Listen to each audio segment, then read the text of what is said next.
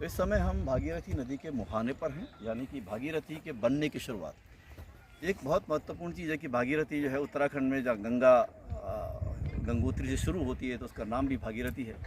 और किस तरह से जब नदी अपने अंतिम पड़ाव पे आती है, यानी कि बंगाल की खाड़ी की तरफ आती है, तो बंगला क्षेत्र में पश्चिम बंगाल की शुरुआत से ही इसको भागीरथी नाम फिर ये दोबारा से इसका जन्म लेता है, ये समझ लीजिए। और एक बहुत महत्वपूर्ण हमारे संस्कृति का एक महत्वपूर्ण अध्याय है। कई बार लोग नहीं समझ पाते कि हुगली कौन सी नदी है, भागीरथी कौन सी है, लेकिन ये जो नदी है पीछे जा रही, जहाँ बच्चे खेलते हुए दिखाई दे रहे हो, पद्मा नदी है। पद्मा बांग्लादेश में गंगा नदी को कहते हैं, हम उसे गंगा ही कहते हैं। तो ये गंगा का एक हिस्सा जो है वो सीधे सीधे बांग्लादेश की तरफ जा रहा है।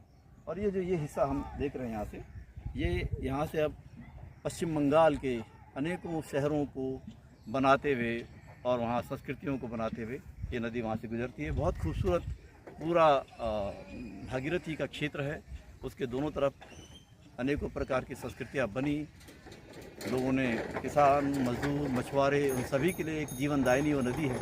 उसके अलावा जो है हमारी संस्कृति का हिस्सा है।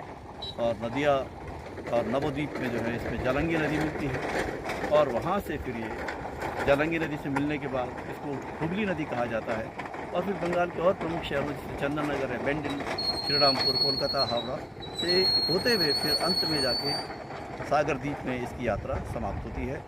और कुल मिलाकर के इस पूरे क्षेत्र को जो है हुगली या भागीरथी हुगली रिवर नेटवर्क कह सकते हैं। और बंगाल में नदियों के बनने और बिगड़ने की कहानी बहुत बड़ी है। उसको समझने के लिए हमें अपनी नदियों को लगातार उनके स्वरूप को देखना पड़ेगा और उनको बचा के भी रखना पड़ेगा, तभी हम एक समृद्ध देश और समाज बन पाएंगे।